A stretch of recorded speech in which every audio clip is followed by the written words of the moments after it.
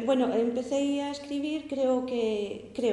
influída polo feito de que nací nunha aldea que se chama Oeste, que está na desembocadura do río Ulla, e cando eu era pequeno non había máis entretenimento, bueno, ou un dos entretenimentos máis importantes, máis cotiás, era a presenza dos vellos da aldea nas reunións familiares ou nos traballos colectivos que se dedicaban a contar historias, non? Eu aprendín ou desexei escribir porque criei-me rodeada de literatura oral.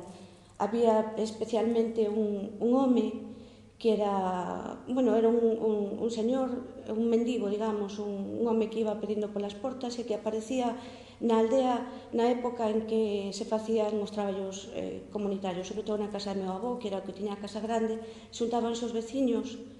a facer a caña, por exemplo, a cocer o pan, e ele aparecía cunha bolsa ao lombo, dedicábase a contarnos as súas historias, e despois o seu traballo consistía neso, en entreternos cas cousas que escoitara polos camiños. Claro, a mí parecíame o traballo máis maravilloso do mundo, como aquel home podía engallolarnos a todos os nenos e a toda a xente maior cas súas palabras. Por iso, creo que por a admiración que sentía por este home, polo fascinante que me parecía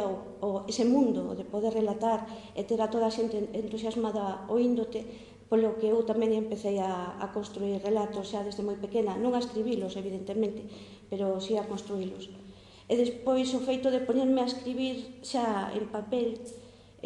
debese... o desexo naceu de aí, digamos, pero